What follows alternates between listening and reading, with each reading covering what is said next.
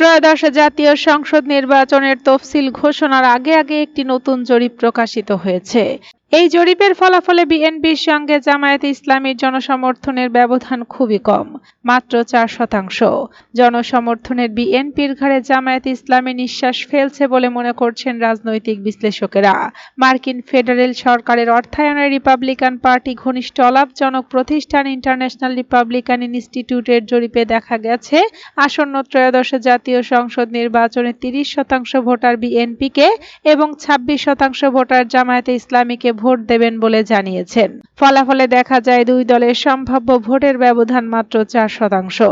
National survey of Bangladesh September-October 2025 শিরোনামের এই জরিপের ফল সোমবার প্রকাশ করা হয়।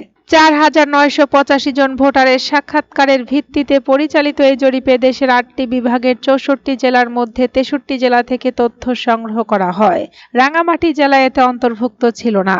অংশগ্রহণকারীদের বয়স ছিল 18 বছর বা তার বেশি। সরাসরি উপস্থিত থেকে সিএপিআই পদ্ধতিতে সাক্ষাৎকার নেওয়া হয়। জরিপকারীদের দাবি, ফলাফলের আস্থার পরিমাণ 95%, তবে তথ্য ব্যাখ্যায় 1.4% ওঠানামা থাকতে পারে। জরিপটি 13 সেপ্টেম্বর থেকে 12 অক্টোবর পর্যন্ত একটি স্থানীয় গবেষণা প্রতিষ্ঠান পরিচালনা করে। একই শর্তে আগামী সপ্তাহে জাতীয় নির্বাচন হলে জাতীয় নাগরিক পার্টিকে ভোট দেবেন 6% ভোটার, জাতীয় পার্টিকে 5% এবং ইসলামী আন্দোলন বাংলাদেশকে 4% ভোটার। অন্যান্য দল মিলে ভোট পাবে 8%।